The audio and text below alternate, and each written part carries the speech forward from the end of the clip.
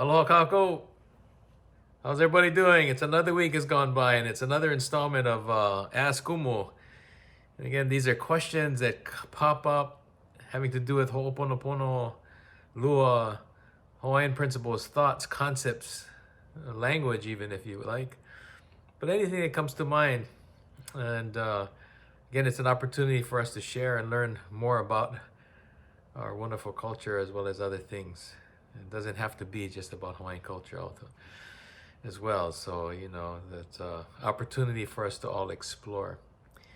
In fact, that reminds me, Aunty Palahi, she told me a long time ago, she said, Mahalani, embrace your stupidity. I'll always remember that. Embrace your stupidity. And I had to ask myself, what do you mean by that, Auntie? And she expanded on the idea, and it's pretty self-evident. But the idea is that if and when you embrace your stupidity, you're creating opportunities for your own learning. If you think you all that and you got everything you need to learn, well, guess what? You got pakiki, hard head, not too much stuff's gonna come in. So I try to keep that in mind. There's so much to learn. There's a lot of space in the lolo. Give it an opportunity to fill up. And don't be low, a hard head about embracing new ideas and thoughts. So anyway, this week we're going to continue. If you recall, last week we had a multiple part question, or question whose answers had multiple parts. And that had to do with the roles and responsibilities of the triune identity in the Ho'oponopono as it was taught by Aunty Morrnah Nalamaku Simeona. The updated process of Ho'oponopono to help us all engage in making right self-identity, to focus on forgiveness, forgiving others as well as asking for forgiveness. And so, as you recall, for those that have participated and those who may have not, a quick summary that the concept of pono involves the unification and the alignment, which then brings integrity to what Aunty Palahi would say, the triune self, or the triune identity in all things, in all of us. And these three selves, the three minds, if you would, come together, and when they do and they are alignment, that is essentially the state of being pono. And when you are pono, you are now aligned with all things, the one mind, and the one mind, divinity, the creative energy. And so these three minds have identities. Each has a role and responsibility. So last time we spoke about aumakua, that part of the triune family, the inner family, that is referred to as the Father, oftentimes the higher self. But the terminology Aunty Morrnah used is aumakua. Today we're going to discuss the next member of the family. This is ʻUhane. ʻUhane, U-H-A-N-E. ʻUhane, which is a reference to the conscious mind, the analytical mind, referred to also as the middle self, the middle mind, and it's about consciousness. It's a very controlling mind. It's a controlling part of the family. Analytical, follows the instructions and also gives instruction. And so in the family construct of aumakua, ʻUhane, and unihipili, father, mother, child in this family. So ʻUhane is the mother self, the mother identity, the mother mind. And the primary responsibility of the mother is to ensure the guidance, direction, and the love of unihipili, the inner child, that part of us which is considered the subconscious, the lower self, the physical, emotional mind, while the ʻUhane is the mental mind, the analytical mind, the anal mind, some might say. So today we will expound on ʻUhane, what is its role as the mother in the family. So the conscious mind, the ʻUhane, is ultimately responsible, as I've said, to care for Unihipili. But in order to care for Unihipili, the child, the ʻUhane conscious mind must be conscious of its own behavior and practice. As Aunty Morrnah would say, anything that your eyes can see, your ears can hear, your mouth can taste, your nose can smell, or your skin can feel. Each of those things captures those sensations. Thus we are sensual beings.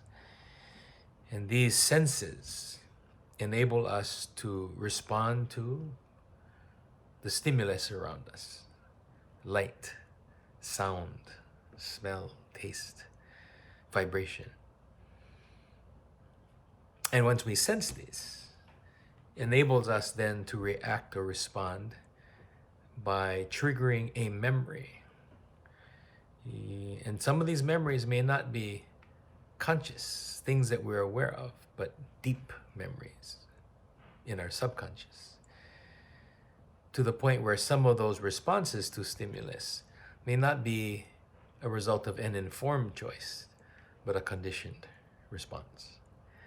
And when it comes to that, we may be confronted with regular triggering of those responses, which may lead us to believe we are making choices, but in reality, we're just reacting to survival mechanisms that has enabled us and our ancestors who passed this on to us to survive in the conditions under which they were living.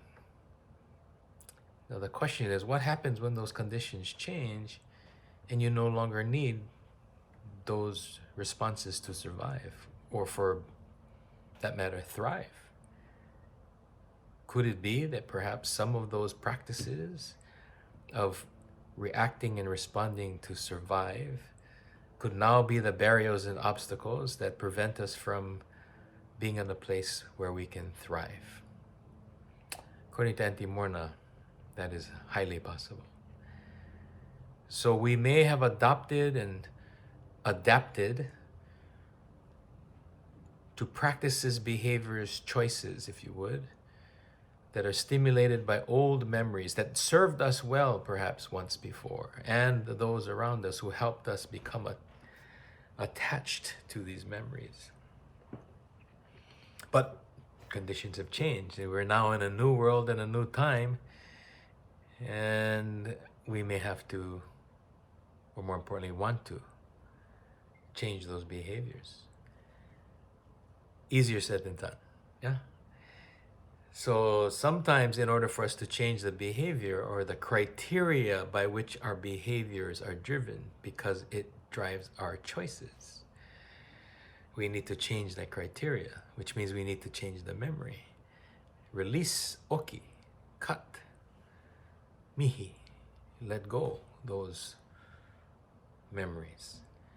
And unfortunately, it's very difficult for us to do in the conscious state of mind. We have to go to another level. And that's the level that Ho'oponopono allows us to go to, because it's about turning over this to the grand mediator, the keeper of these memories, yeah? Or the ability for the memories to be removed, to alter, to change, to edit. Yeah, that's divinity. So in the Ho'oponopono process, ʻUhane, conscious mind, must consciously decide and engage and say, yeah, it's time for us to maybe address these things. The behavior that brought us to this point is no longer appropriate. A'ole pono, or pono ole. And so we need to somehow adjust our behavior, modify. And to modify the behavior, we need to modify the memory. Because it's hard to modify the emotion. The emotion is the emotion. It's hard to modify somebody else's behavior, their words, their deeds, their actions, their practices. Hard to change other people.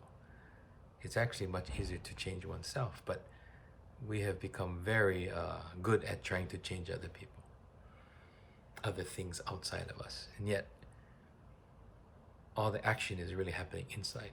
You've heard me say it, inside job. So, not being stimulated by externalities all the time, finding a way to go inside. So yes, ʻUhane, conscious mind, needs to consciously make a decision that as of this moment, our memories no longer serve us or are creating unhealthy, risky, dangerous practices. Or they're keeping us from moving forward. They are the barriers or obstacles, as Aunty Morrnah would call them. So this is when ʻUhane decides change, time, and enters into the process with consciousness. A process that requires ʻUhane to communicate and reconnect to ʻUnihipili, the child. And as a mother and child, as a unit of two, to then reconnect to Aumakua, the father. So then, as a unit of three, that ohana, that family, that triune mind, the one mind, can now connect to the one mind, Keoko, the I am. And it is in that union that the process of changing, transmuting, releasing and letting go these old memories takes place. So ʻUhane plays a very important role. But in the end, the fundamental thing for ʻUhane is to care for, nurture, and love. Unihipili. Mother cares for child. To mālama nā keiki, mālama nā opio, to take care of the young one, they take care of the children. And that caring includes, as I started to say, their own behavior. Take care of what you watch on TV. Take care of what you listen to the radio. Take care of who you associate with, or what you associate with. What you eat, what you consume, mentally, physically, emotionally. Because for every vision you consume with your eyes, for every sound you consume with your ears, every fragrance and every flavor you consume with your ihu, your nose, in your mouth, you feeding your unihipili. Your child is being fed with that. And so ʻUhane is responsible for what it feeds the unihipili and what the unihipili eats.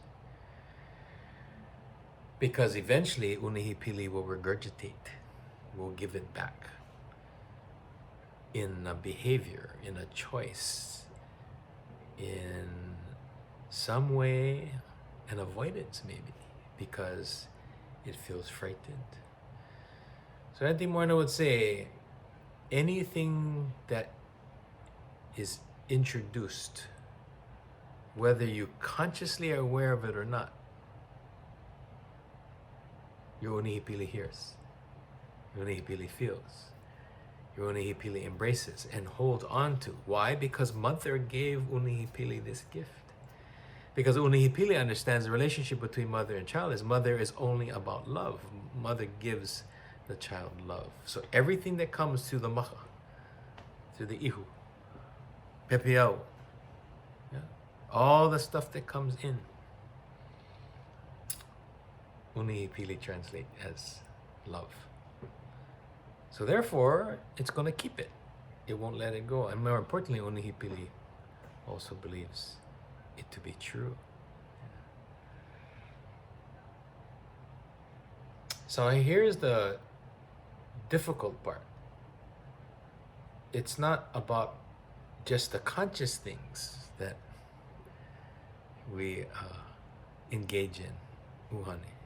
I choose to watch this. I choose to listen. I choose. Those are the choices the ʻUhane conscious mind might make. But what are the things you're not making choices about? We call that vicarious memory. You know, vicariously, I'm sitting in a room and I'm picking up this information.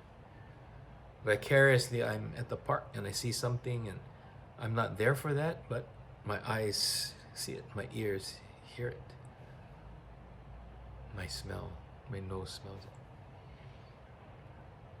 Pa. Pili pa. It's stuck. It sticks.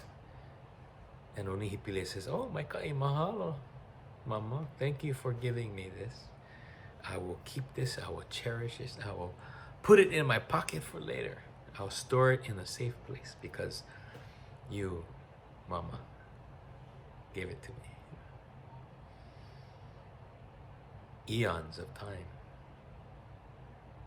Hundreds of years. Thousands of years. That's the programming. That's the algorithm element. The elements of the algorithm by which Unihipili responds to everything that mother looks at, listens to, smells, tastes, touch. Those senses, Unihipili responds. Whether it was your true memory, something that really happened to you, or something imagined because vicariously you stumbled across it, or it stumbled across you. Very interesting. So ʻUhane has a very, very big responsibility in the family as mother. Care for Unihipili, but also care for its own behaviors and practices. To be mindful. We heard that last night, mindful. When the three minds come together, you're now full, mindful. So ʻUhane needs to be mindful that whatever it is engaging in can disrupt that alignment between Aumakua, Unihipili, and ʻUhane. Mindfulness. And in that disruption and the misalignment, awe nohoi, ʻAʻolepono. That's when we need Hoʻoponopono. Fortunately, we have Ho'oponopono. So thanks to Aunty Morrnah, we have something to help us get back in line. Yeah, back in line. Anyway, so that kind of brings us to some awareness of ʻUhane, to get in line. And ʻUhane is responsible for that. So mahalo again for that question, because that was a maikai question. So next time we come together, we'll talk about Unihipili. Although I talked about it today, we'll drill down a little bit more Unihipili and its role and relationship with Aumakua and ʻUhane in the inner family and in the practice of Ho'oponopono. Until then, you guys have a good week. Maikai. Yeah. Have a great week and keep thinking. Aloha. Ahuio.